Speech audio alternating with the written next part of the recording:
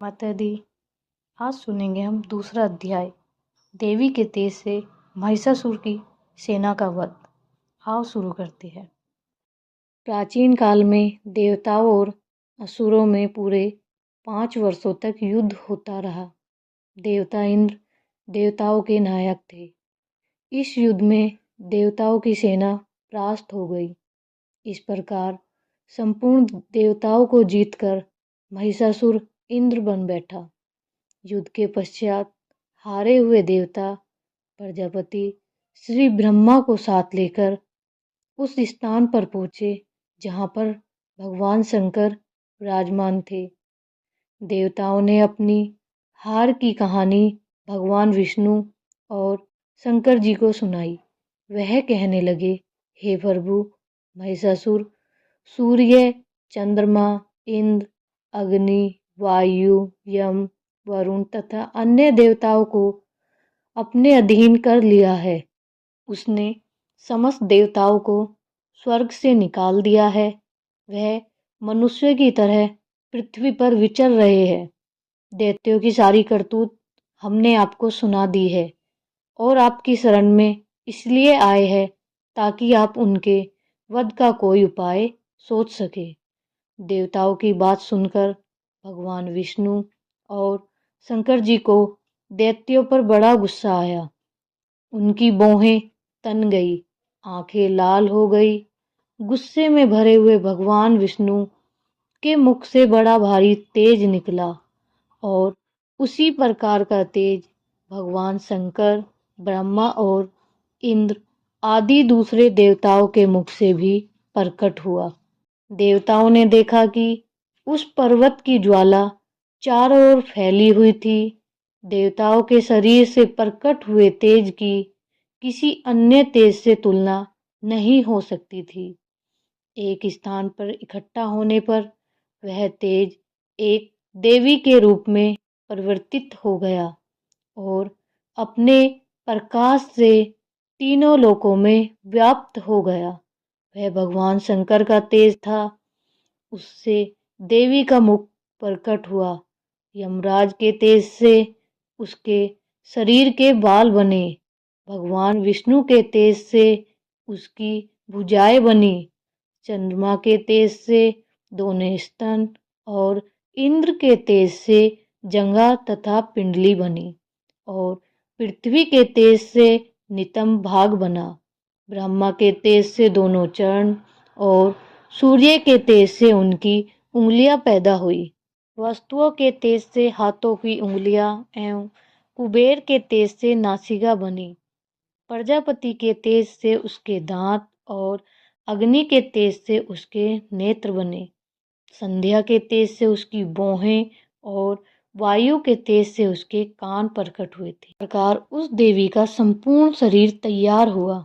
महिषासुर से पराजित देवता उस देवी को देखकर अत्यंत प्रसन्न हुए। भगवान शंकर ने अपना त्रिशूल में से एक त्रिशूल निकालकर उस देवी को दे दिया।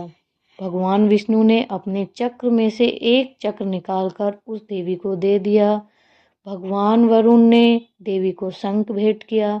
अग्नि ने शक्ति दी। वायु ने धनुष बांध दिए। शस्त्र नेत्रों वाली श्री देवराज इंद्र ने उसे व्रज से उत्पन्न करके व्रज दिया। ऐरावत हाथी का एक घंटा उतार कर देवी को भेंट किया। अग्नि ने इसे शक्ति दी। वायु ने उसे धनुष और बांध दिए। सहस्त्र नेत्रों वाले श्री देवराज इंद्र ने उसे अपने व्रज से उत्पन्न करके व्रज दिया और ऐरावत हाथी का एक घंटा उतार कर देवी को भेंट किया। यमराज ने उसे कालदंड में से एक दंड दिया। वरुण ने उसे पास दिया। सूर्य ने देवी के समस्त रोमों में अपनी किरणों का तेज भर दिया। काल ने उसे चमकती हुई ढाल और तलवार दी। उज्जवल हार और दिव्य वस्त्र उसे भेंट किए और उनके साथ ही उसे दिव्य चूड़ामणि दी। 2 कुंडल, कंगन, उज्जवल अर्धचंद्र, बाहों के लिए बाजूबंद, चरणों के लिए नुपुर, गले के लिए सुंदर हंसली, उंगलियों के लिए रत्नों से बनी अंगूठी। इस प्रकार बहुत सारे आभूषण भेंट में दिए गए। समुद्र ने सुंदर कमल का फूल भेंट किया। हिमालय ने सवारी के लिए सिंह और तरह तरह के रथ भेंट किए। यक्षराज कुबेर ने मधु से भरा हुआ पात्र और शेष नाग ने उन्हें बहुमूल्य मणियों से विशोभित नागरहार भेंट किया। इसी तरह दूसरे देवताओं ने भी उन्हें आभूषण और अस्त्र देकर सम्मानित किया। इसके पश्चात देवी ने उच्च स्वर से गर्जना की। उसके इस भयंकर नाद से आकाश गूंज उठा। देवी का वह उच्च स्वर से क्या हुआ सिंहनाद समा न सका। आकाश उसके सामने छोटा प्रतीत होने लगा। उससे बड़ी जोर की प्रतिध्वनि हुई, जिससे समस्त विश्व में हलचल मच गई और समुद्र कांप उठे, पृथ्वी डोलने लगी, सब पर्वत हिलने लगे। देवता देवी को देखकर बहुत प्रसन्न हुए। उन्होंने देवी की स्तुति की। यह सब देखकर महिषासुर क्रोध में भर गया। वह अपनी सेना को लेकर युद्ध के लिए दौड़ा। जिस ओर से भयंकर नाद का शब्द सुनाई दिया था, और आगे पहुंचकर उसने देवी को देखा, जो कि अपनी प्रभाव से तीनों लोकों को प्रकाशित कर रही थी। चरणों के भार से पृथ्वी दबी जा रही थी। माथे के मुकुट से आकाश में रेखा बन गई थी। उसके धनुष की टंकार से सब लोग क्षुब्ध हो रहे थे। देवी अपने सहस्त्र भुजाओं को संपूर्ण दिशाओं में फैलाए खड़ी थी। इसके पश्चात उनका दैत्यों के साथ युद्ध छिड़ गया। महिषासुर की सेना का सेनापति आगे बढ़कर युद्ध करने लगा। 60,000 महारथियों को साथ लेकर उर्द नामक महादैत्य आकर युद्ध करने लगा। 5 करोड़ सैनिकों को साथ लेकर युद्ध करने लगे। वाष्पकल नामक असुर 60 लाख असुरों के साथ युद्ध में आ डटा। विडाल नामक असुर 1 करोड़ रथियों सहित लड़ने को तैयार था। इन सब के अतिरिक्त और भी हजारों असुर हाथी और घोड़े साथ लेकर लड़ने लगे। इन सब के पश्चात महिषासुर करोड़ों रथों, हाथियों और घोड़ों सहित वहां आकर देवी के साथ लड़ने लगा। असुर शक्तियां फेंकने लगे, कई अन्य शस्त्र दी। इसके पश्चात सबके सब दैत्य अपनी अपनी तलवारें हाथों में लेकर देवी की ओर दौड़े और उसे मार डालने का उद्योग उत्पन्न करने लगे। मगर देवी ने क्रोध में भरकर खेल ही खेल में उन सबको अस्त्रों शस्त्रों सहित काट दिया। इसके पश्चात ऋषियों और देवताओं ने देवी की स्तुति आरंभ कर दी और वह प्रसन्न होकर असुरों के शरीर पर अस्त्र की वर्षा करती रही। गवाहान भी क्रोध में भरकर दैत्य सेना में इस प्रकार विचरने लगा, जैसे कि वन में दावानल फैल रहा हो। युद्ध करती हुई देवी ने क्रोध में भरकर जितने श्वासों को छोड़ा, वह तुरंत ही सैकड़ों हजारों गुणों के रूप में परिवर्तित हो गए। फरसे, खड़ग, त्रिशूल, अस्त्रों के साथ दैत्यों ने युद्ध करने लगे।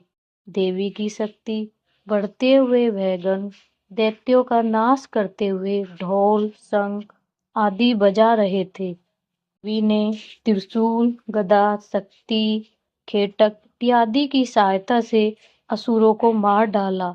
कितनों को घंटे की भयंकर आवाज से ही यमलोक पहुंचा दिया। कितने ही असुर को उसने पास में बांधकर पृथ्वी पर घसीटा। कितनों को अपनी तलवार से टुकड़े टुकड़े कर दिया। कितनों को गदा की चोट से धरती पर सुला दिया। कई दैत्य मूसल की मार से घायल होकर रक्त वमन करने लगे और कई शूल से छाती फट जाने के कारण पृथ्वी पर लेट गए और कितने की बाण से कमर टूट गई। देवताओं को पीड़ा देने वाले दैत्य कट कट कर मरने लगे। कितनों की बाहें अलग हो गई, कितनों की ग्रीवा कट गई, कितनों के सिर कटकर भूमि पर लुढ़क गए, कितनों के शरीर बीच से फट गए, कितनों की जांघें कट गई व पृथ्वी पर गिर पड़े। कितने ही सरों पर पैरों के कटने पर भी भूमि पर उठ खड़े हुए। शस्त्र हाथ में लेकर देवी ने लड़ने लगे। कई दैत्य भूमि में भुजाओं की ध्वनि के साथ नाच रहे थे। कई असुर जिनके सर कट चुके थे, बिना सिर के धड़ से ही हाथों में शस्त्र लिए हुए लड़ रहे थे। दैत्य रह रहकर ठहरे ठहरे कहते हुए देवी को युद्ध के लिए ललकार रहे थे। यह घोर संग्राम हुआ था। वहां की भूमि रथ, हाथी, घोड़ों, असुरों की लाशों से भर गई थी। असुर सेना के बीच में रक्तपात होने के कारण रुधिर की नदियां बह रही थी।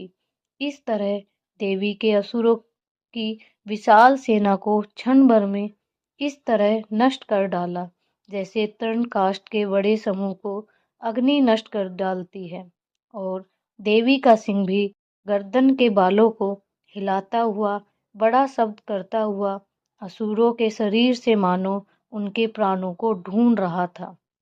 वहां देवी के गणों ने जब दैत्य के साथ युद्ध किया तो देवताओं ने प्रसन्न होकर आकाश से उन पर पुष्प वर्षा की। तीसरा अध्याय सुनने के लिए मेरे चैनल को लाइक, शेयर एंड सब्सक्राइब करें।